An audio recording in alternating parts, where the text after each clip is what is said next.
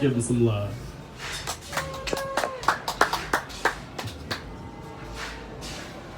Thank you. Let me frame myself up perfectly here. I was gonna do jokes, but fuck that. I'll just tell you guys a story instead. So, sit back and enjoy the tale of the time I fucked a hooker in Amsterdam. A tragic comedy in 3 acts. First of all, I know some people, ladies, might think that there's something wrong with sex work. So, just remember, this was in Amsterdam. Everything was on the up and up. These were sex workers, not sex slaves. And you guys might think, well, it's pretty pathetic to pay for sex, but look, I was on a European vacation. It was New Year's. It was New Year's Eve, the holiday where traditionally you're supposed to kiss a stranger. Ironically, that's the one thing we did not do. There was no kissing. She was very clear about that. So if you've never been to Amsterdam, basically the red light district is where it all goes down. And they call it that because it's just a bunch of big windows with red lights that all look exactly the same. That'll be important later. It's called foreshadowing. And the girl is kind of in the window being sexy. And if she's not in the window, that means she's found someone and gone upstairs to the boom boom room. Okay? So I'm looking around, finally pick my girl. We get started. We go upstairs. And there's no foreplay, there's no conversation. She just tells me to get naked. Now, right away, this is a problem. Because like I said, this is winter in Europe. I'm from Florida. We don't have winter there. As soon as I got off the plane up there, it was like my dick saw its shadow and went back into the burrow. You know? Like, it looked like I had 2 belly buttons. But this girl, man, she's such a pro, she doesn't even blink, right? She just reaches inside me, extracts my penis, slaps a condom on it, and starts sucking. Yeah. It was like a magic trick. Like, is this your card? Oh, oh. And that's when we start negotiating prices. So she basically tells me, you know, for 60 euro, I'll just suck your dick, but for 80 euro, we can fuck.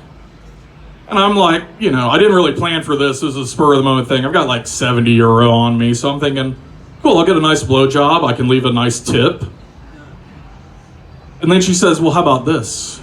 What if I fuck you now up front? And when we're done, you can leave me your cell phone as collateral, go hit an ATM. And with a mouth on your dick, that sounded like a pretty good idea. I was like, oh yeah, sure, huh? Yeah, you're really smart. So we start having sex and it's just professional, right? Like she fucked me with surgical precision. We didn't even fuck. We had sexual intercourse quickly. And when I was done, I voluntarily handed over my cell phone and walked out into the night. Now I should have been worried. You know, worried that I have no means of communication. I don't know where my hotel is. I don't know where my passport is. I have nothing. I should have been worried about the mountains of Russian spyware that's for sure loaded on my phone now. But I wasn't because, you know, in my head, I'm still kind of like, yeah, just got laid, you know, feeling good. And I was super lucky. There was one of those like bicycle cab dudes right down the road. So I'm like, hey man, ride to the ATM, ride right back here, let's go. So I go get the cash, come back, start looking around for my girl, but I don't see her. And that's when the panic sets in. I realize I'm fucking lost. Because like I foreshadowed earlier, the red light district all looks exactly the same. And none of the girls in my window are my girl. So I'm just wandering around, you know, starting to freak out. I'm like, fuck, I don't even know where my hotel is. I don't even know if they have Verizon stores in Europe. Like, how am I going to get a new phone? And just when it all seems like all hope is lost, I've just given up. I just sit down and fire up a joint because it's Amsterdam. I hear tap, tap, tapping on glass and look over, and there she is. There's my girl in the window, waving at me, you know, like an angel. So I run to her, and I'm like, oh, you know, I'm telling her how I was so lost without her, and she's like, yeah, but do you got that money, though? And just then, another guy comes downstairs from the boom boom room, fresh from fucking this girl. And I'll be honest, man, that hurt.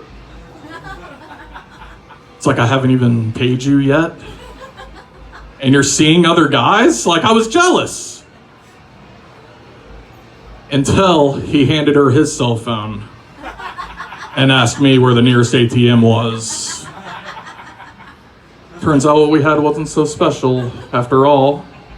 I told him I didn't speak English because fuck that guy. And that's all the joke I'm gonna do tonight. Thanks for coming out. Enjoy your host again, Joshy.